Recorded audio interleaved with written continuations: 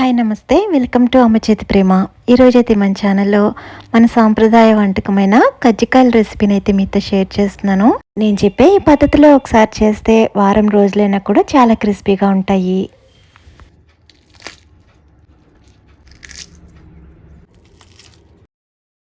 ముందుగా అయితే ఇలా చిన్న బౌల్లోకి 2 టేబుల్ స్పూన్ల వరకు బొంబాయి రవ్వ వేసుకోండి. ఈ బొంబాయి రవ్వ మునిగేంత వరకు 2 లేదా 3 టేబుల్ స్పూన్ల వరకు వాటర్ వేసి దీన్ని అయితే కొంతసేపు నానబెట్టుకోవాలి. ఈలోపు స్టఫింగ్ చూద్దాము. నేనైతే ఇక్కడ చాలా ఈజీ స్టఫింగ్ చూపిస్తున్నానండి. ముందుగా ఇలా ప్యాన్లోకి 1/2 కప్పు వరకు ఎండు కొబ్బరిని వేసుకుంటున్నాను. ఈ స్టఫింగ్ కోసం అయితే ఎండు కొబ్బరి వేసుకోవాలండి. పచ్చి కొబ్బరి అయితే కొంచెం మాయిశ్చర్ ఎక్కువ ఉంటుంది కదా, అందువల్ల ఎండు కొబ్బరిని మాత్రమే వేసుకోవాలి. ఈ ఎండు కొబ్బరిని ఎక్కువసేపు వేపించిన అవసరం లేదండి. 2-3 నిమిషాలు వేపిస్తే సరిపోతుంది.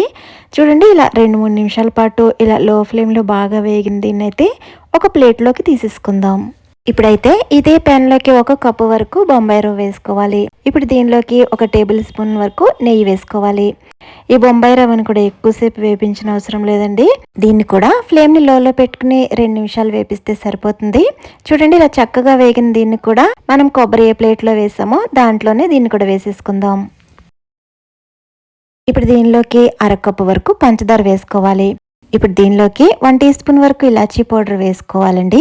ఈ స్టఫింగ్లోకి మీరు కావాలనుకుంటే డ్రై ఫ్రూట్స్ని కూడా నేతిలో వేపించి మిక్సీ పట్టి దీంట్లో వేసుకోవచ్చు. నేనైతే సింపుల్గా స్టఫింగ్ చేస్తున్నాను. చూడండి, ఇలా బాగా మిక్స్ చేసుకున్న తర్వాత దీన్ని అయితే ఇలా మూత వేసి పక్కన రెడీగా ఉంచుకుందాము. ఇప్పుడైతే నేను ఇక్కడ 2 కప్పుల వరకు మైదా పిండిని తీసుకుంటున్నాను. మైదా పిండిని ముందుగా అయితే జల్లించుకుంటున్నాను.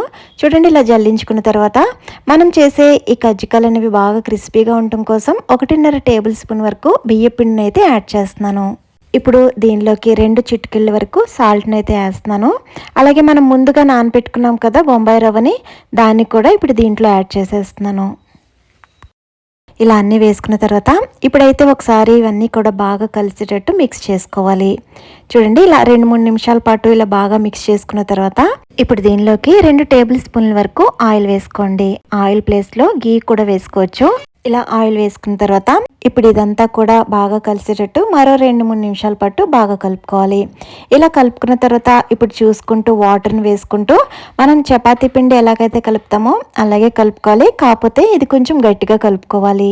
వాటర్ ఒకేసారి కాకుండా ఇలా కొంచెం కొంచెం చూసుకుంటూ వేసుకోండి. చూడండి, ఇలా బాగా కలిపిన ఈ పిండి ముద్దనైతే 2-3 నిమిషాలు ఈ విధంగా బాగా నీట్ చేసుకోవాలి. చూడండి, అంతా కలుపుకున్నాక పిండి అయితే ఈ విధంగా గట్టిగా ఉండాలి. ఇప్పుడైతే ఇది కొంచెం ఒక 15 నిమిషాల పాటు నానబెట్టుకోవాలండి. నేను ఇక్కడ 15 నిమిషాల పాటు నానబెట్టాక ఇప్పుడైతే చూపిస్తున్నాను. ఇలా నానబెట్టిన ఈ పిండి ముద్దలోంచి చిన్న బాల్ సైజ్ పిండిని అయితే ఇలా తీసుకుని మిగతా పిండి ఆరిపోకుండా మళ్ళీ మూత వేసి ఉంచుకోవాలి.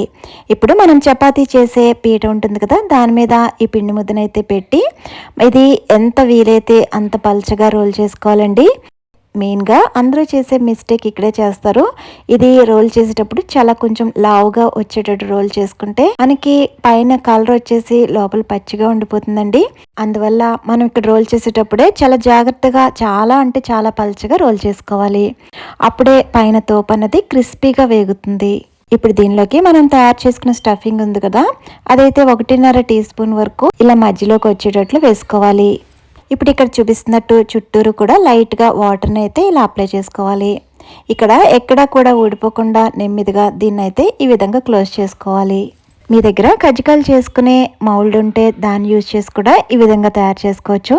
చూడండి, నేను అన్నీ కూడా తయారు చేసేసిన తర్వాత ఇక్కడైతే చూపిస్తున్నాను. ఈ విధంగా అయితే అన్నీ తయారు చేసుకోవాలి. ఇప్పుడు డీప్ ఫ్రైకి సరిపడా ఆయిల్ అయితే స్టవ్ మీద పెట్టుకున్నాను. ఇప్పుడు ఈ ఆయిల్ అనేది మీడియంగా హీట్ అయిన తర్వాత ఇక్కడ చూపిస్తున్నట్టుగా ఒక్కొక్కటిగా మనకి కడాయికి ఎన్ని అయితే పడతాయో అన్నీ కూడా ఫ్రై చేసుకోవాలి. ఫ్లేమ్ని అయితే లో టు మీడియంలో పెట్టుకుని ఈ కజ్జికాయలు అనేవి అన్ని వైపులా కూడా మంచి క్రిస్పీగా వేగేంత వరకు కూడా వేపించుకోవాలి. ఎప్పుడైతే ఈ నురగలు రావడం పూర్తిగా ఆగిపోతాయో అప్పుడు ఇంకా వీటిని ఆయిల్ నుంచి తీసుకుని మనం సర్వ్ అవుట్ చేసుకోవడమే. నేను చెప్పిన టిప్స్ని ఫాలో అవుతూ మీరు కూడా ట్రై చేయండి.